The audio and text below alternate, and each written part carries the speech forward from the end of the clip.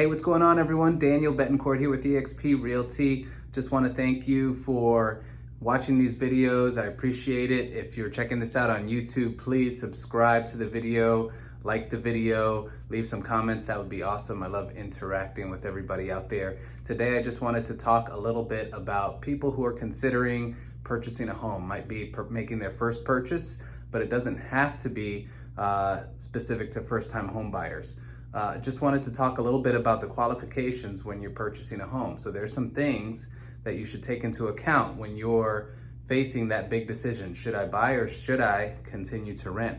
Before you decide to purchase, there are some steps that you have to, there's some qualifications that you have to make sure that you have, and a lender can normally help you out with that, but I'm gonna get into them. The first one is income. So income, it can be from a job, it can be from a retirement account, it can be Social Security, it can be child support, but you have to have adequate income to purchase a home. The income probably should be maybe 3 or 4 times what the mortgage amount will be, just to make sure that you're safe.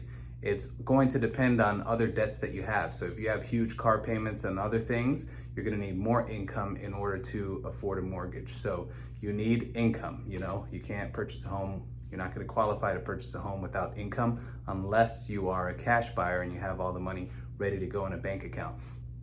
The other thing, number 2, is job history and a job. So if you are working, you have to qualify that income. So if it's fixed income like Social Security, then you're gonna be getting that forever, so you don't have to prove that you have a job for it. But if you're employed, you have to have adequate job history. So for example, if you've been a teacher for 6 months, that might qualify if you have a contract for teaching, because a lot of the lenders, they wanna see that you have at least 2 years of history in that field of work. So if you were previously an airline stewardess or something like that, and now you got into teaching, they'd want to be sure that you've been in the teaching profession for longer than a few months. But if you have a contract, a lot of times the lenders will accept that.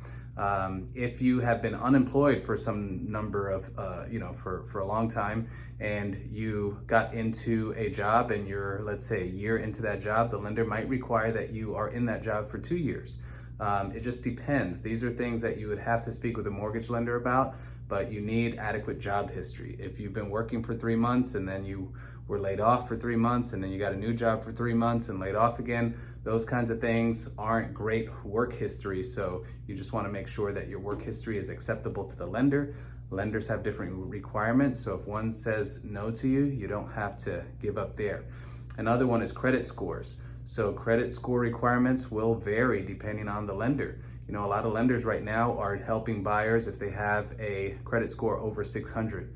The way they look at the credit scores is typically we have 3 credit scores, one from TransUnion, one from Equifax, and one from Experian.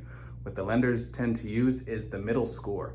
So if you have a 700 score on TransUnion, a 680 score with Equifax, and a 690 score with Experian, they're going to use that middle score. So you wanna make sure that your credit score is adequate, your middle score. The other one is assets. When you're purchasing a home, you have to have money for your down payment. You have to have money for closing costs typically. Sometimes you can ask the seller to help you with closing costs. It depends on what kind of a market we're in. Right now, we tend to be in a seller's market, so a lot of sellers are not offering buyers assistance with closing costs, but it's always a case-by-case scenario, depends on the situation specifically. But you need some assets. At minimum, 3.5% down is an FHA loan. That's the minimum down payment requirement for FHA. 3% is the minimum down payment requirement for conventional if you're a first-time home buyer. There are some programs out there that don't require down payment, like a VA loan. If you're a veteran and you're eligible for a VA loan, you can do 100% financing. There are some USDA properties out there that qualify for 100% financing. You won't need a down payment. But even in those scenarios, you have to have enough assets to cover the closing costs. So you want to make sure that you have some assets. The other one is stability.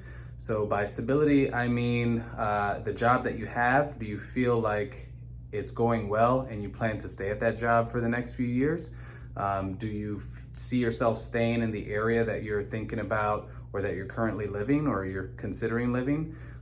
You want to have stability. You don't want to buy a house and then 3 months after you buy the house, find out that you're forced to move for some reason or another. So make sure you have that stability. That's one that a lender can't really help you with.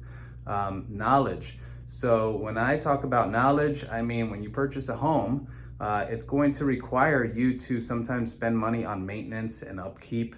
Maybe the lawn has to be taken care of. Things come up that need repairs. You have to have either knowledge to repair those things yourself, knowledge and planning to make sure you have the funds if any issues arise during the home ownership period. Just get educated. There's some homeowner education classes out there that you can take, or you can speak with your realtor and get some tips on some things that some expenses that might come up during your home ownership. A home inspector is also a great resource for having that kind of a discussion with. And if all of those things align just right, then you might be a great candidate for purchasing a home. One thing as realtors, our job is to help buyers find the right home and make competitive offers so that way your offers can get accepted and get a reasonable deal on that home. That's what we do as real estate agents for buyers. A mortgage lender or a loan originator, what they do is help buyers get a loan for purchasing a home. So a lot of times realtors, we have lender resources that we can recommend, people that we've had great experiences with in the past. So if you need a recommendation for a lender or anything like that, or have any real estate questions, I'd love to help you out with that. But last but not least, if you can't buy, or if you decide that one of these things on the list you don't really comply with, then what's your plan B? You should have a plan B. A plan B can be to rent a home. Some of us also have a program. For example, I have at my brokerage, we have a program available that's a lease with the right to purchase a home. So it's a great plan B. If you're not quite ready to purchase a home now, this program will allow you to get into a home that you could purchase at a later date. An investment company will purchase a home on your behalf as long as you qualify by their qualifications, which are not as strict as a mortgage lender's qualifications. But if you decide to go this route, this company, it's an investment group, they'll purchase the home cash, they'll rent it to you, and if you decide during your lease period that you'd like to purchase a home from them, they give you that opportunity.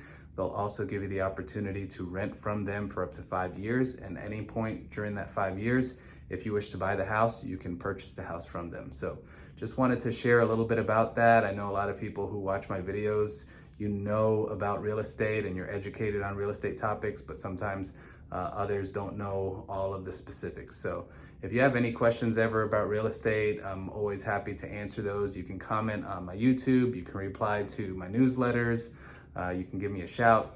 My phone number is 407-375-9142.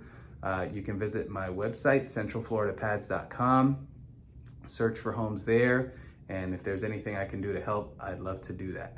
Please remember to subscribe to my YouTube channel and click the bell for notifications. That would be awesome. And leave a comment. That would be great.